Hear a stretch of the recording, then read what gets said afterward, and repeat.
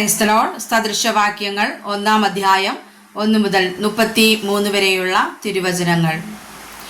Israel രാജാവായി ദാവീദിന്റെ മകനായ ശലോമോന്റെ സദൃശവാക്യങ്ങൾ ജ്ഞാനവും പ്രബോധനവും പ്രാപിപ്പാനും വിവേകവചനങ്ങളെ ഗ്രഹിപ്പാനും പരിജ്ഞാനം, നീതി, ന്യായം, നേർ എന്നിവയ്ക്കായി പ്രബോധനം ലഭിപ്പാനും അല്പബുദ്ധികൾക്ക് സൂക്ഷ്മബുദ്ധിയും ബാലന് പരിജ്ഞാനവും വകതിരിവും നൽകുവാനും ജ്ഞാനി കേട്ടിട്ട് വിദ്യാഭിവൃദ്ധി പ്രാപിപ്പാനും ബുദ്ധിമാൻ സതുപദേശം സമ്പാദിപ്പാനും സദൃശവാക്യങ്ങളും അലങ്കാരവചനങ്ങളും ജ്ഞാനികളുടെ മൊഴികളും കടങ്കഥകളും മനസ്സിലാക്കുവാനും അവ ഉതകുന്നു.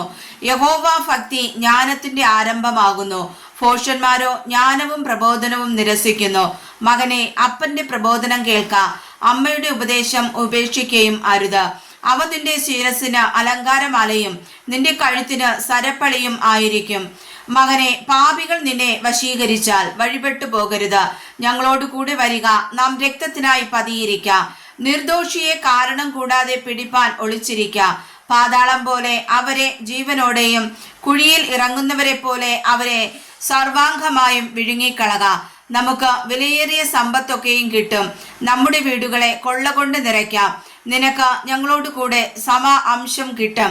നമുക്ക് എല്ലാവർക്കും സഞ്ചി ഒന്നായിരിക്കും എന്നിങ്ങനെ അവർ പറഞ്ഞാൽ, മകനെ, നീ അവരുടെ വഴിക്ക് പോകരുത്. നിന്റെ കാൽ അവരുടെ പാതയിൽ വെക്കുകയും അരുത്.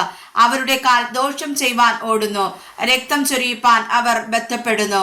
പക്ഷി കാണുകെ വലവിരിക്കുന്നത് വ്യർത്ഥമല്ലോ. അവർ സ്വന്തം രക്തത്തിനായി പതിയിരിക്കുന്നു, സ്വന്തം പ്രാണഹാനിക്കായി ഒളിച്ചിരിക്കുന്നു. ദുരാഗ്രഹികളായ ഏവരുടെയും വഴികൾ അങ്ങനെ തന്നെ. അതവരുടെ ജീവനെ എടുത്തു കളയുന്നു. ജ്ഞാനമായവൾ വീതിയിൽ ഘോഷിക്കുന്നു, വിശാല സ്ഥലത്ത് സ്വരം കേൾപ്പിക്കുന്നു. അവൾ ആരവമുള്ള തെരുക്കളുടെ തലയ്ക്കിൽ നിന്ന് വിളിക്കുന്നു, നഗരദ്വാരങ്ങളിലും നഗരത്തിനകത്തും പ്രസ്താവിക്കുന്നത്. ബുദ്ധിഹീനരെ, നിങ്ങൾ ബുദ്ധിഹീനതയിൽ രസിക്കുകയും പരിഹാസികളെ, നിങ്ങൾ പരിഹാസത്തിൽ സന്തോഷിക്കുകയും ഭോഷന്മാരെ, നിങ്ങൾ പരിജ്ഞാനത്തെ വെറുക്കുകയും ചെയ്യുന്നത് എത്രത്തോളം. എന്റെ ശാസനയ്ക്ക് തിരിഞ്ഞുകൊള്ളുവിൻ. ഞാൻ എൻ്റെ മനസ്സ് നിങ്ങൾക്ക് പൊഴിച്ചു തരും. എൻ്റെ വചനങ്ങൾ നിങ്ങളെ അറിയിക്കും. ഞാൻ വിളിച്ചിട്ട് നിങ്ങൾ ശ്രദ്ധിക്കാതെയും ഞാൻ കൈ നീട്ടിയിട്ട് ആരും കൂട്ടാക്കാതെയും നിങ്ങൾ എൻ്റെ ആലോചന ഒക്കെയും ത്യജിച്ചു കളയുകയും എൻ്റെ ശാസനയെ ഒട്ടും അനുസരിക്കാതിരിക്കുകയും ചെയ്തതുകൊണ്ട് ഞാനും നിങ്ങളുടെ അനർത്ഥ ദിവസത്തിൽ ചിരിക്കും. നിങ്ങൾ ഭയപ്പെടുന്നത് നിങ്ങൾക്ക് ഭവിക്കുമ്പോൾ പരിഹസിക്കും. നിങ്ങൾ ഭയപ്പെടുന്നത് നിങ്ങൾക്ക് കൊടുങ്കാറ്റ് പോലെയും നിങ്ങളുടെ ആപത്ത് ചുഴലിക്കാറ്റ് പോലെയും വരുമ്പോൾ, കഷ്ടവും സങ്കടവും നിങ്ങൾക്ക് വരുമ്പോൾ തന്നെ. അപ്പോൾ അവർ എന്നെ വിളിക്കും, ഞാൻ ഉത്തരം പറയുകയില്ല. എന്നെ ജാഗ്രതയോടെ അന്വേഷിക്കും, കണ്ടെത്തുകയുമില്ല. അവർ പരിജ്ഞാനത്തെ വെറുത്തല്ലോ, യഹോവ ഭക്തിയെ തിരഞ്ഞെടുത്തതുമില്ല. അവർ എൻ്റെ ആലോചന അനുസരിക്കാതെ എൻ്റെ ശാസനയൊക്കെയും നിരസിച്ചു കളഞ്ഞതുകൊണ്ട് അവർ സ്വന്തം വഴിയുടെ ഫലം അനുഭവിക്കുകയും തങ്ങളുടെ ആലോചനകളാൽ തൃപ്തി പ്രാപിക്കുകയും ചെയ്യും.